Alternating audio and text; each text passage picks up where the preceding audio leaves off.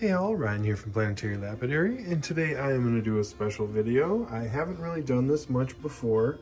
You may have seen one of my recent videos on how I put different sorts of corals into muriatic acid from Lake Michigan. So today I'm going to do horn coral colonies, very different matrices in all these, but you can see all those are horns coming up, kind of they would have came like this. What I'm hoping is that all this brown gets melted out. This one looks a little harder, but we'll see. Then we got this one, which kind of has this horn going all the way through. I want to see how much of this brown will melt off.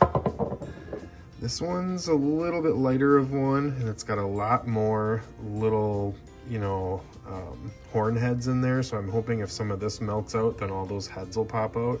But I don't know, this matrix too is a little hard. I don't think it'll work very well. And then this one, same thing kind of. This matrix looks good, like it's going to melt out, but these horn corals are kind of in here a little more crazily, but we'll see what happens.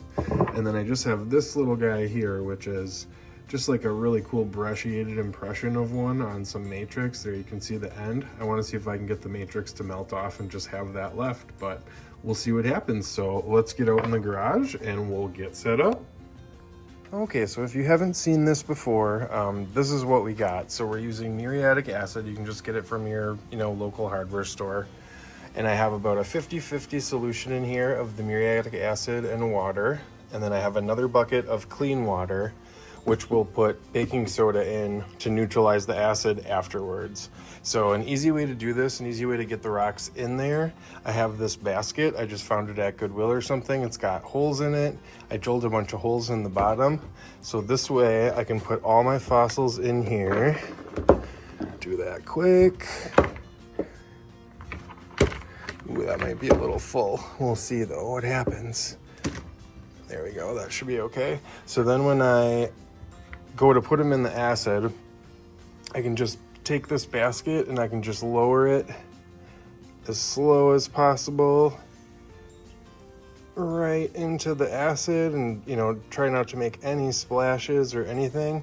So now what we should see is we should see some bubbles going on, and you can see there's something bubbling pretty crazy right there. I think that little one, but we'll see what happens. We'll leave this in here, check it probably in maybe 4 or 6 hours and see how dirty this water is. If it's really, really dirty, that's a good sign. That means that the matrix is melting out, but we'll have to wait and see. So let's get inside and we'll come back out and check them in a couple hours.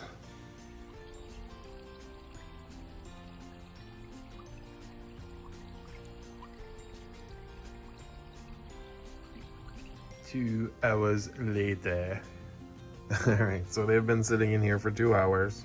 You can see the water is pretty muddy, so that's a good sign. I'm just gonna take one little sneak peek here and give you guys a sneak peek too. Ooh, I can see some matrix melting out. Look at that one at the bottom. All right, that's all the sneak peek we get. So we're gonna leave them in and keep checking them. So like I said, that was after only about 2 hours. I'll probably check them in another 2, maybe 3, and we'll see where we're at. Okay, so these have been in for about 24 hours. You can see there's a couple little bubbles still popping up, but we're gonna pull them anyways. So what I'm gonna do now is I'm gonna get some baking soda in my little dish here, and I'm gonna stick it in my clean water. I'm gonna put a bunch in there because it's a pretty big basket this time. And I'm just gonna mix it up just so it's kind of distributed in the clean water. That should be fine. I'm gonna get my glove on one-handedly.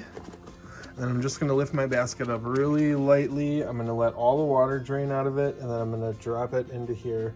And the baking soda is gonna neutralize any acid that's left in here. So we're just gonna let it drain just a little bit.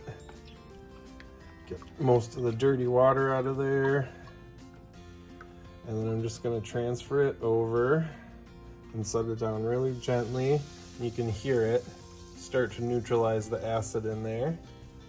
So I'm gonna stick that down in there and I'm gonna let that sit in there for probably a few hours.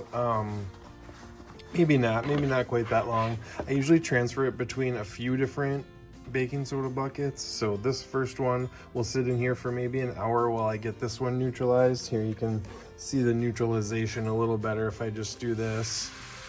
So you'll see that it'll take a decent amount of baking soda to get this neutralized.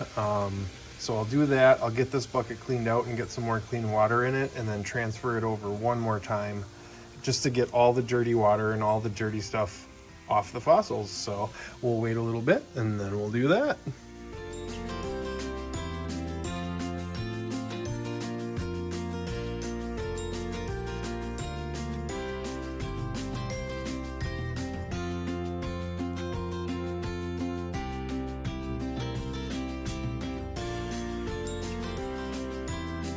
Okay, so like I said, they were in for just about 24 hours, a little bit less, 23 probably. I washed them a bunch of times after, and this is what we ended up with. So I'm gonna go from worst to best here, in my opinion. So first was this little guy that I didn't know if this would melt off or not. It started to on the back side. It melted a big pocket in it, but kind of a dud, that one. So, you know, that matrix was kind of up in the air. It was a little dark, so I didn't know. Then we got this little guy, which a little bit of this melted out, so you can kind of see the full shape of the horn now in there, and it goes all the way through. So I think that one did turn out good. I'll still be able to use that as a little display, I think, you know, get it cleaned up a little bit better, but that one turned out good. Then we got this guy, which a little bit of it melted out. You can see there about a 1/4 inch, maybe a 1/2 inch melted out. But you can see all the different ones in here. So 1, 2, 3, 4, 5, 6, 7, 8, 9, 10, 11, 12, you know, big sections all the way around the outside. Like, look at that. So I'll probably try to clean this one up more too. I might actually put it in the acid again, but try to get it cleaned up and try to get this thing so it sits like this and it's just a bunch of horns sticking out. That would be sweet. All right, so then we got the two that were the most surprising but the coolest. So first I'll tell you about this little guy right here. This tiny little guy. So it was in the acid for maybe, I don't know, a 1/2 hour too long, and just one of these horns from the outside of this one popped off. But I'm gonna cheat and I'm gonna glue it back on for sure. But I will pick this thing up. This thing is very, very fragile. But if I pick it up right by that center horn, you can kind of see that I left just enough matrix in there to keep all those horns perfectly in there. Let's see if I can flip it. Get the grit off my hand here.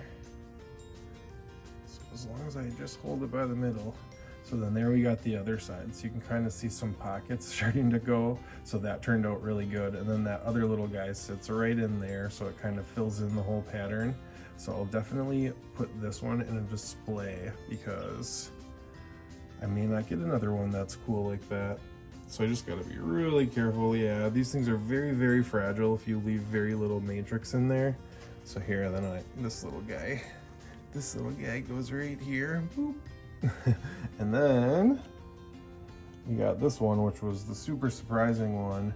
So this had like 3 inches of limestone or whatever on top of it here, and it all melted off. So you got this one huge horn coral there, and this is all sitting on a horn coral too. So like if I flip it, I'll get the substrate off.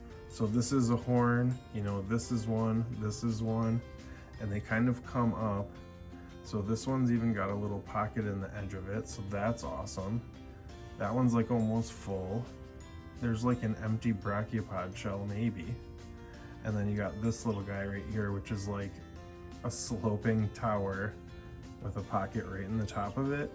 So really, really cool. This piece right here, I'm not sure if that's just rock. I might put it in the acid for just a little longer to just get that piece off, and maybe that little piece right there. But all in all, I think this one just is really cool, like how it's got this one, and this one all just sticking up from that matrix. I just think that's super sweet.